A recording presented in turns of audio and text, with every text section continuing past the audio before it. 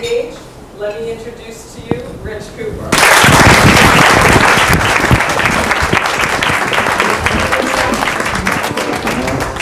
Thank you, Deb. Appreciate it. All right, let me start with two questions. First off, how many of you would like to be a more engaging presenter? By a show of hands, how many? Presenter, facilitator? Great, got most of the room. How about this? How many of you would like to have greater impact in everybody that you communicate by your ability to get them engaged, therefore have greater influence on them? Would that be of interest to you? There we go. Now we got most of the room. So thank you. So that's my promise to you. I got 12 minutes. This is quite a challenge, right? 12 minutes to give you these secrets, these nuggets that some I've learned through books, put into practice and got the results. Some are just really hard-fought lessons after 20 years now of facilitating different groups. That's my promise to you tonight. So I'd like you to quickly, because we have 12 minutes, turn the person to your left, give them a big smile and say, time to buckle up. Turn the person to the right, give them a big smile and say, it's time to buckle up. We're going to rock and roll. It's been my privilege. It's been my privilege for the last 20 years to work with world-class companies. And really, it's the best people in those world-class companies I get to work with. And I learn too. That's the beauty of it. When I get to work with the best, you know what is consistent that I always walk away with? Is that the best, they remain curious. That they're always wondering, what is that little extra that I could use to take me to the next level? It's those so-so performers that sit back with their arms crossed, right, with their cup full. I don't know if you're familiar with the Chinese proverb. The usefulness of a cup is in its emptiness. There's room for input. But some people, especially, high performers that I'm in front of, they're used to being the best. They're used to be the people with the answers. And so sometimes they'll sit back and their cup will be full. And eventually that mindset in their career path will limit their success. So I ask that you just remain open. Have a little bit of curiosity there. Have a little input. Maybe some of what I say won't stick with you. Some of it will. And I'm going to give you the best I can in the time that I'm allowed. So to get the most out of our 12 minutes, I need to ask you to join me in 3 agreements. You willing to do that? Join me in 3 agreements? Yes. Would it be a good strategy to know what those 3 agreements are before you join me in that? Excellent. So our first agreement is to be willing to stretch ourselves. Who has a definition of what you think I mean by stretch yourself? Are we going to do a little downward dog tonight together? Or what do you think? Yes? Be willing to be a little uncomfortable. Be willing to be a little uncomfortable. There's another way to say that. Get outside your comfort zone. Because as a professional, as an individual, if I'm here, it's all cozy, right? This is the known. Outside of this is the... And when you get right up against that, don't you feel that emotionally? That little bit of, I don't know if this was really good for me, right? But I'm here to challenge you to say, getting outside your comfort zone, doing things a little different, that's where the magic happens. So instead of being dragged there, and I won't do that, right? I wouldn't have a successful career at this point if I forced people over to here.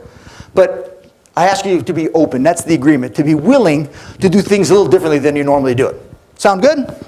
All those willing to stretch themselves and build capacity as a human being, as a professional, say aye? Aye. Aye. I believe in learning and applying, learning and applying. I want you to rate this group's response to me on a level of 1, well within your comfort zone, and a level 10, outside your comfort zone, your level of enthusiastic aye response back to me. How would your group rate yourself? How would you? Was it a 12? Way outside your comfort zone? No? 5, 6? After many years of doing this, I would say you're in that 4 or 5 range myself, personally. But you have an opportunity now to put into practice what we've learned, because knowledge for knowledge's sake isn't going to help you. Applied knowledge is going to make all the difference in your work, in your career, and in your businesses. So I'm asking you to get outside your comfort zone, do it a little differently than you normally do, be more outrageous, more playful than you've ever been at a ASTD meeting or any other business meeting. All right? All those willing to stretch themselves and build capacity as professionals, as human beings, say aye. Aye. Excellent. Don't you love it? It feels so much better. Second agreement is to be willing to play full out. Anybody give me the definition of what I mean by play full out? What is that? 100%. Give it your all. Give it 120%. In sports, we use the metaphor, leave it all on the field. Tomorrow's not promised us. But most of us live our lives restrained, held back. I just found out through Facebook last night, a dear friend of mine I travel the world with, did seminars with him all over the planet. He was my roommate often, passed away Friday night. A great mentor of mine. Many of the books on my bookshelf were his recommendations that I cherish so much. And he's gone. And I figured I was going to have a long time to communicate with him and learn and grow together. So tomorrow is not promised to us. So why do we choose to live such constrained lives? Right? Most of us sit on the couches watching people live on the box, living their life at like 70%. So I just, for the context of our 12 minutes, and I say you give it to all the presenters here tonight, that you be willing to play full out tonight. You willing to do that? All those willing to play full out, say aye! Aye! And the last thing is to be willing to have some fun. I teach in the format, no PowerPoint slides for me, right? I teach in the format that I do because I feel like if you're engaged physically, mentally, and emotionally in the learning, and you're having a good time and some laughs along it, you're going to take it with you. It's going to have a life beyond tonight. So if you sit back passively, in 30 days, you will have less than 10% of whatever happened here this evening. You're giving up the most important thing of your life, and it's your time. You might as well take something away from it. My personal philosophy is, anything that you give comes back to you tenfold. So I want to give you the best that I have, and I want you to live up to those 3 agreements. To stretch yourself, to play full out, and to have fun. Sound good? All right. So as I said, I have the privilege and good fortune to work with these high potential people. They can be a challenging group. And I think it would be a really easy job if I worked with the lower performers, because you can always get a little bit better performance out of a lower performer, but you're already working with the best, and now you're trying to eke out even greater performance. That's more of a challenge. But do you, by a show of hands, believe that you have more potential than you're demonstrating right now? Well, why aren't you out there doing it? Right? We all understand that intellectually, but when I get in front of a room and work with people, I want to work at the conscious level and also have communication at the other than conscious level, or the older part of our brain, and that's where the real learning happens, and I'll deconstruct this and show you how that happens. So if we're going to work, I have to give you an example of what I mean about how you can access your potential. You willing to play with me tonight? Yeah. All right, so I ask you to stand up, and that's when that little part of your brain goes, oh no, I'm outside my comfort zone already. Feeling good. Give yourselves a hand sitting down, feeling good. Awesome job. All right. So if you want to know what impact that can have in your organization, just understanding that there's this huge potential that remains untapped and that there's strategies to access that, you got to book me.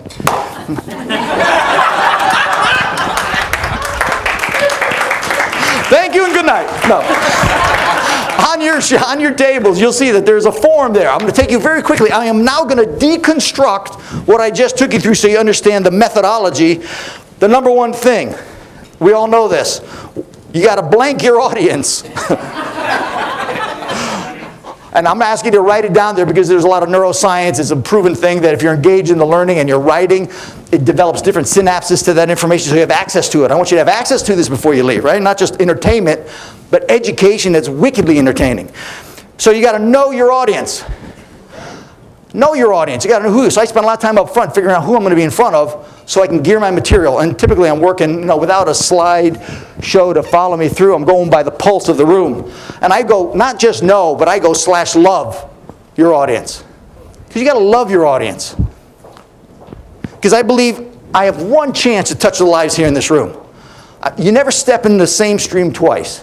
So if I'm going to be here, I want to have as much impact as I can.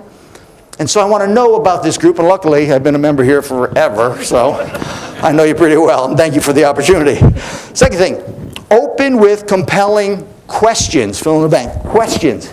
Because this is how most facilitation goes, right? Get an introduction.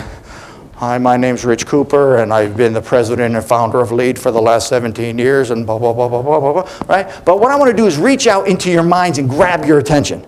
How do I do that? It's through a question. First question I asked you, not so compelling. Second question, more compelling? You want to sit up and know what the answer is for that. So you want to do that through a question. Break the norm, that's what's normally happening, because that's what the brain is conditioned to do. This environment is a snooze environment, classically, right?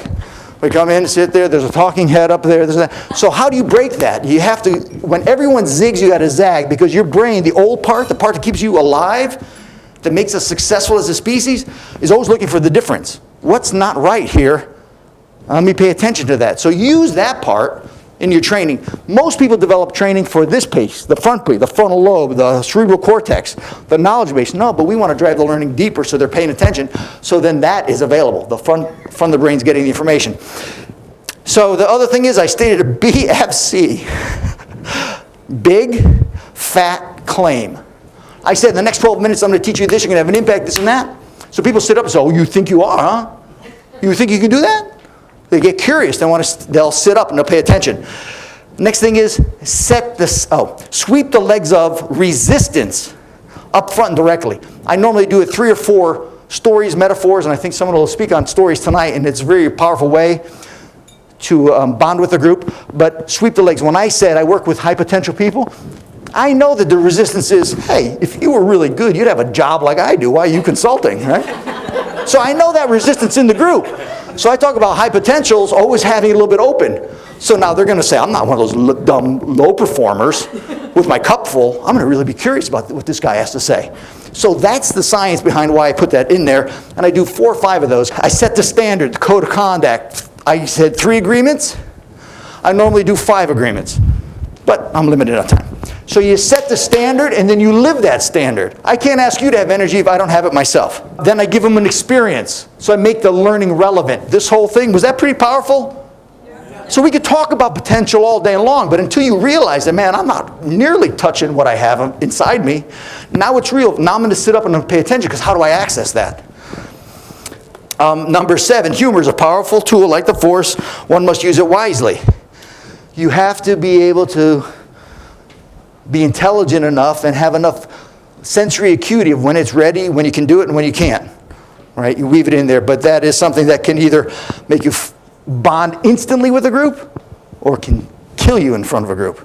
When in doubt, leave the humor out. And the last thing is energy. Everything is energy. Or energy is contagious. Is that true? It's either positively contagious in an organization. Some of you work for great companies in the past.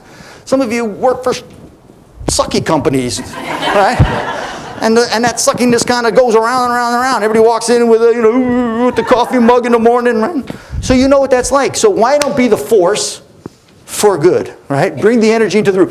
I didn't walk up here. Hi.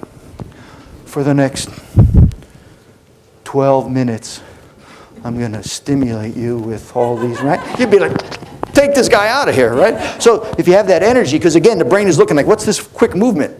So all of us have that old part of our brain. If we see movement, something different, we're going to pay attention. And I put a little music on in here before when we started off. I usually have okay. What I do is I always use music, and so there's no dead air in the room. When they come into the room, music is playing. When they leave the room, music is playing. Music is an uplift spirit. That means this is a fun environment. Most people don't have that association to learning. Your favorite movie, would it be the same experience for you if you didn't have a soundtrack? It adds that emotional content and connection for people. So I don't know, I think I'm over am I 12 minutes? Who's keeping time? Oh, time! So thank you very much, everyone. I appreciate it. All right.